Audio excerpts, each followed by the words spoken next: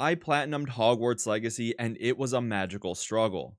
Dick thinks you should be proud of all the potions you've brewed. To get the platinum, you need to collect 603 collectibles, complete 57 side missions, 95 Merlin trials, along with multiple playthroughs. Hopping right into the game, I spent minimal time with the lackluster character creator, but tried to have my character looking like a beardless version of me, but I didn't do the best job. After being totally blown away by the opening of the game, getting a brief tutorial, and making my way through Gringotts, we got to the sorting ceremony, which led us to our first of 46 trophies. There haven't been very many opening sequences like Hogwarts Legacy where I got chills the whole entire time, even when they showed the script Hogwarts Legacy right in front of the castle. I was sorted into Gryffindor, of course, because Gryffindor, and like many of my brave classmates, I took my talents to Charms class, where I met one of my favorite professors in the wizarding world and beat Natsai in Summoner's Court. When we returned back to Charms class, Professor Ronan gave us our second trophy first class student for attending our first class.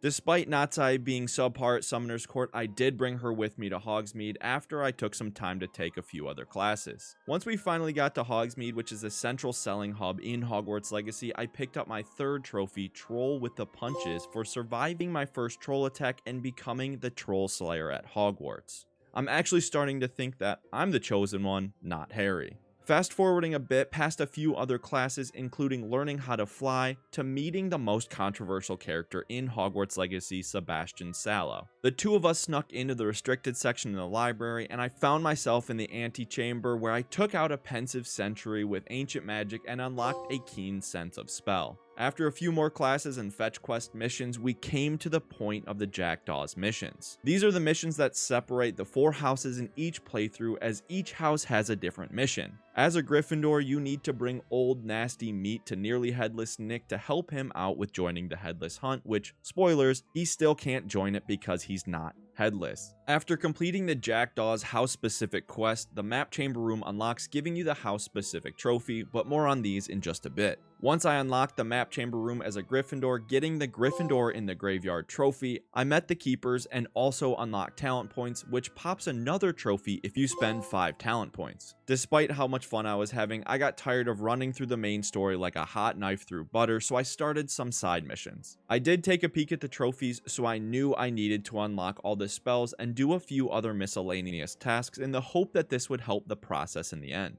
I moved on to a couple more main missions, and I came to my first of the 4 trials that I needed to complete, and I knew I needed a 100 hit combo, which was the trophy Raising Expectations, so I used this group of enemies to farm the combo and the trophy. After the trial boss went down, we got our first technical pensive memory meeting Isadora and popped another trophy for meeting the Keeper, Charles Rookwood. More side missions, classes, exploration, unlocking some spells like Alohomora, going to a witch's tomb, and unlocking the Room of Requirements. I stumbled upon a trophy for upgrading my gear at the Loom, and then saved a dragon, which popped the trophy Defender of Dragons during Poppy Sweeting's questline. Our good friend Charles Rookwood was actually the main keeper for the second trial, but that didn't seem to give us a trophy. The third trial did though, and this was my favorite mission in the game. I got to wield all 3 Deathly Hallows, which brought us the trophy The Hallowed Hero and a sense of feeling supremely overpowered. Along with that trial, we met Sebastian, advanced his questline, advanced Poppy's questline even further, and also barely started Natsai's because I was too invested in the other stories. These 3 questlines were the majority of the side missions and all had their own trophy associated with them.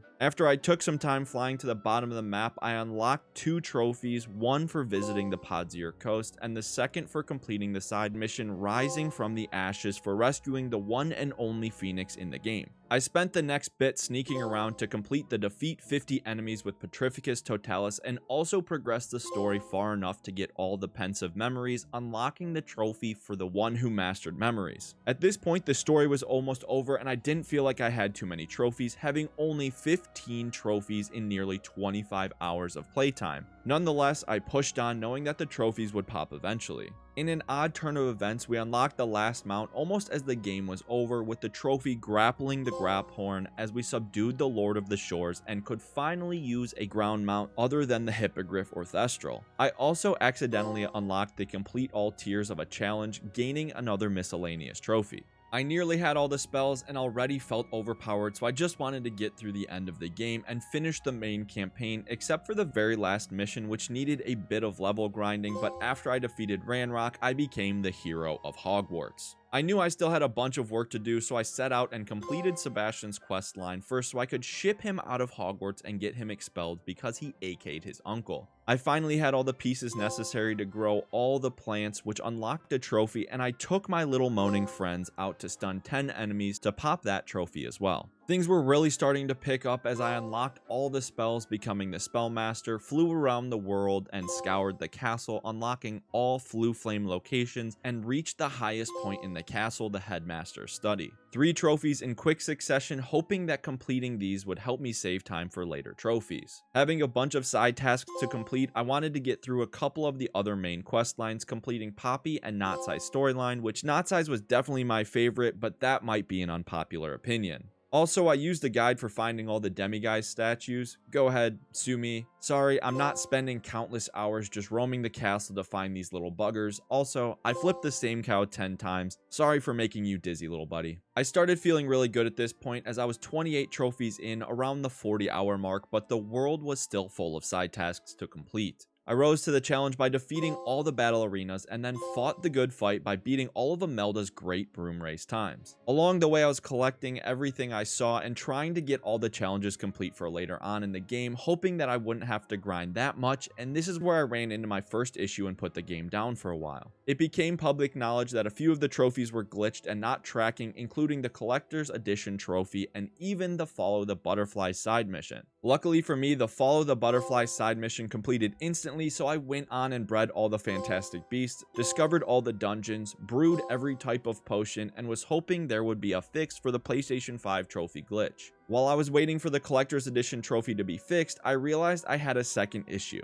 Apparently, I didn't pay enough attention to a couple of the challenges, and I had to use ancient magic on every type of enemy, and there was a bunch of different types of enemies in the game, and there wasn't a way to track which ones you used ancient magic on. I had to run around the world trying to figure out which enemies I had and hadn't used ancient magic on, and this took about an additional 2 hours, so please don't make the same mistake I did. After putting my finishing touches on this random spider as I flew around the world, the trophy popped and I was ready to complete the true final mission of the game and win the House Cup. I celebrated with my 5 friends in the Great Hall and then set off to be the Good Samaritan that I was and complete all the side missions and also complete all 95 Merlin trials. As I was upgrading my character and flying around the world getting collectibles, I truly wanted to leave the 3rd times a charm trophy, which you unlock for upgrading a piece of gear 3 times until I hit level 40 because I wanted better gear for the remainder of the game and level 40 is the level cap. So once I unlocked the trophy for hitting level 40, I got the 3rd times a charm in quick succession, upgrading a piece of gear 3 times. It did take me a bit of time to spend all my talent points though, because I didn't really feel like any of them were helping my character anymore at this point, but I eventually just put the talent points into something to pop the trophy.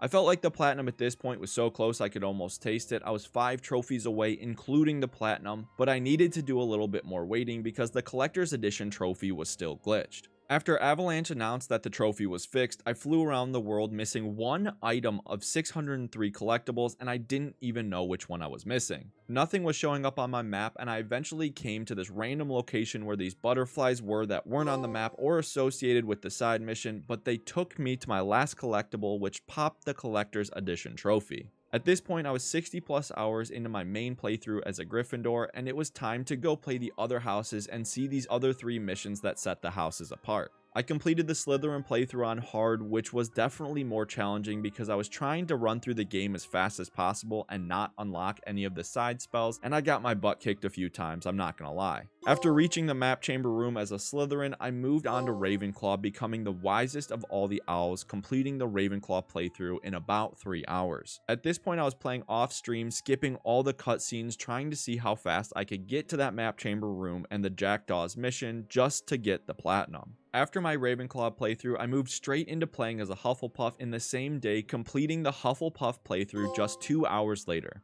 After feeling like I had my soul sucked by a Dementor in the last playthrough, I finally unlocked the Glorious Platinum. Despite a couple snafus and me not paying attention as much as I probably should have, I will say the Hogwarts Legacy Platinum was worth every second. This is a game I've been waiting nearly 20 years for and spent the 2 months prior getting 95 Platinums to make Hogwarts Legacy my elusive 200th Platinum. My mission is now complete and I thank you all for taking this journey with me. Thank you for watching, I'll see you in my next video.